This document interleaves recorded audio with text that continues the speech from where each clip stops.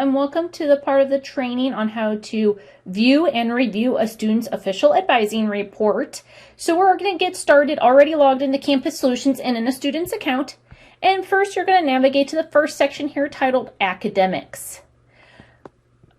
Into this section, we're going to go to the drop-down menu titled Other Academic Information, and we're going to click on that and click on the first option, Academic Requirements. And then we're going to click on this little arrow button next to it, and then it'll go to the next section.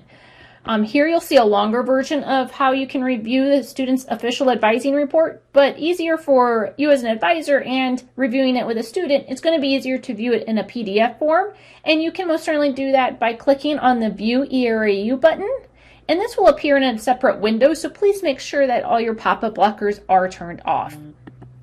So I'm going to click on that, and we're going to download the PDF version here. Here you'll see that the first page is probably going to be the bulk of the information you'll go over with the student. So we're going to get started and start at the top and work our way down on explaining what that information is.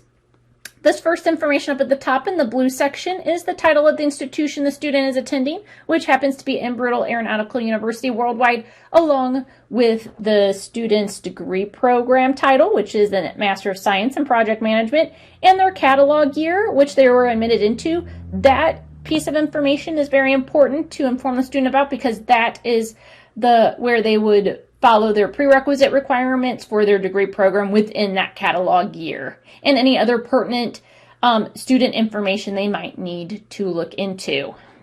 Going down, you'll obviously see the student's ID and name here, so you're making sure that you're pulling up the proper official advising report for that student. You'll see their individual identification information there. Working our way down past this information, we're going to go to what is mostly what you'll be talking about and reviewing with the student is their degree program requirements and any sort of credit hours needed. And so this first section here titled Course Number and Title is basically what their degree program is requirements are. So you'll see the course titles in two different versions. The first one here, which is the bulk of the student's requirements since they have completed them, are going to be italicized, and in the full course title version, like I said, this means that the student has completed this degree program requirement and no longer needs to take those requirements. The bolded shortened version titles are the course requirements that the student still needs to complete or is actively in that course right now.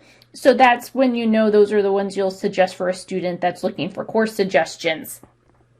Moving on to the right, this pink column here is what each degree program requirement is worth, and those numbers will be fixated there. It is really just there to inform you and the student how many credit hours each course they need to take is worth towards graduation.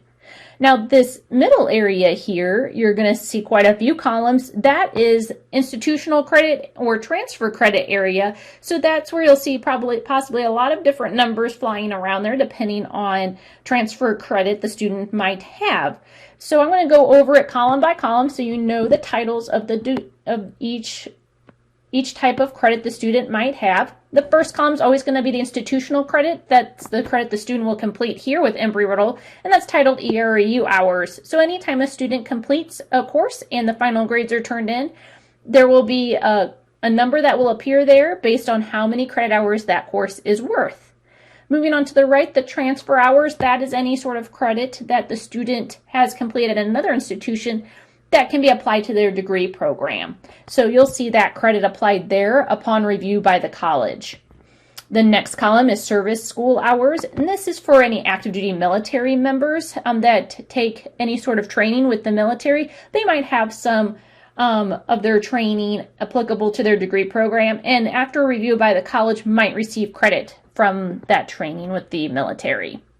MOS rating is a pilot's license training. So if a student does hold like for example, a private pilot's or commercial pilot license, they could possibly have applicable credit towards their degree program. Upon review by the college, once they review it and they approve it, it will appear in this column here.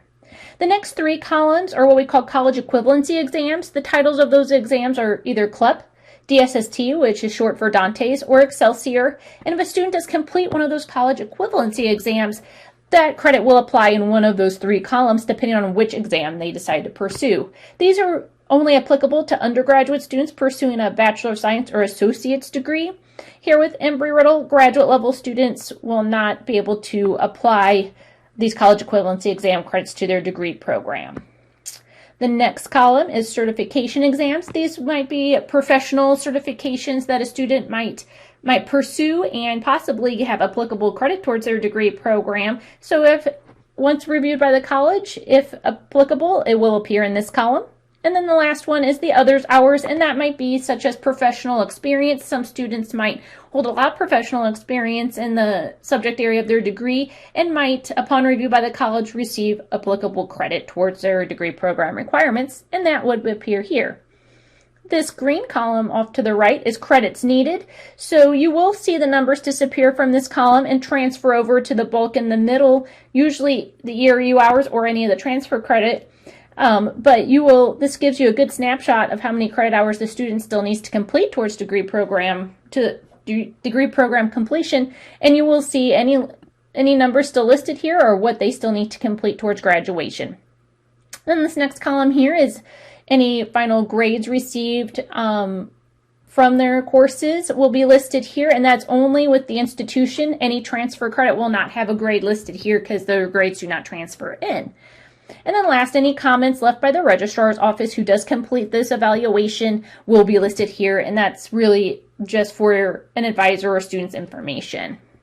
The last section I'm going to go over is this blue bottom section, and this is just totaling up each column.